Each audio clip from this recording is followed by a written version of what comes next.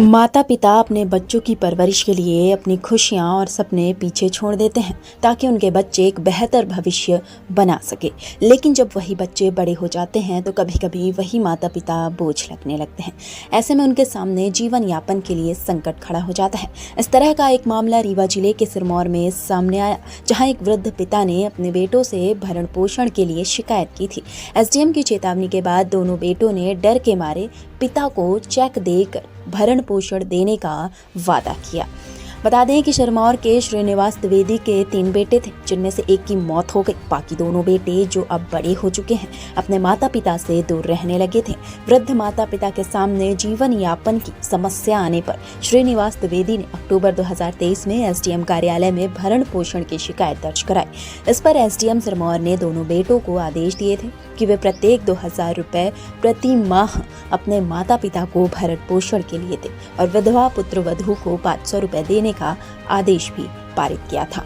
लेकिन आदेश के बावजूद दोनों बेटों ने अपने माता पिता को भरण पोषण नहीं दिया। जब यह शिकायत फिर से एसडीएम के पास पहुंची तो उन्होंने दोनों बेटों और विधवा पुत्र वधू को नोटिस भेजकर जेल भेजने की धमकी दी।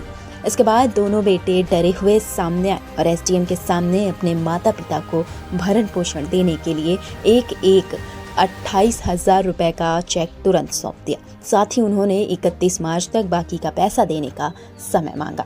वहीं पुत्रवधू ने भी जल्द ही बाकी पैसे देने की बात कही। इस पर एसडीएम ने वृद्ध को उनके भरण पोषण का भुगतान सुनिश्चित होने के बाद उनका आभार व्यक्त किया। एसडीएम ने उन्हें धोती कुर्ता, श्रीफल और उनकी पत्नी के लिए साड़ी देकर उन्हें सम्मानित किया और उन्हें वादा किया। इस पर प्रतिभा पाल रीवा कलेक्टर ने क्या कुछ कहा, सुनिए। भरण पोषण अधिनियम के अंतर्गत आज एसडीएम सिरमौर ने एक ऑर्डर किया है। आदेश बेसिकली पहले का था। इसमें एक आवेदक हैं श्रीनिवास दुबे, उनके 3 बेटे हैं, जिनमें से 2 बेटे अभी भी हैं और वो यहाँ एक गांव में रहते हैं और एक रीवा में रह करके अपना कार्य कर रहे हैं। लेकिन दोनों में से कोई भी उनकी पत्नी और उनका भरण पोषण नहीं कर रहा था। इसीलिए जो भरण पोषण अधिनियम के अंतर्गत जो शक्तियाँ प्राप्त हैं, उसमें एसडीएम ने ऑर्डर किया है कि दोनों जो बेटे हैं उनको 2-2 हज़ार रुपये की राशि भत्ते के रूप में अपने माता पिता को देनी है ताकि उनका भरण पोषण हो सके। इस जो एक्ट है, इसका उद्देश्य ये था कि कोई भी जो बच्चे हैं वो अपनी जवाबदारियों को समझें और यदि वो अपने माता पिता के भरण पोषण में सक्षम नहीं है या इस तरीके की कोई हिला-हवाली करते हैं तो उसमें शासन को ये शक्तियाँ दी गई हैं कि एसडीएम इसकी अधिकारिता का प्रयोग करते हुए उनके लिए भत्ता निर्धारित करें और इस बात की ताकीद करें कि उनको अपने भरण पोषण में कोई दिक्कत ना आए। आगे भी हम लोग प्रयास करेंगे कि कैंप के माध्यम से यदि ऐसे कोई छूटे हुए वृद्धजन हैं, छूटे हुए सीनियर सिटीजन्स हैं, जिनके घर वाले उनको परेशान कर रहे हैं, और इसमें सिर्फ बच्चे ही नहीं आते बल्कि कोई भी व्यक्ति जो उनके साथ रह रहा है, उनकी जो हमारे यहाँ परिवार की अवधारणा है और जो शासन में लीगल एड्स जो बनाए गए हैं उसके अनुसार अन्य जो आसपास के परिवार के लोग रहते हैं, रिश्ते के लोग रहते हैं, वो भी इसकी परिधि में आते हैं।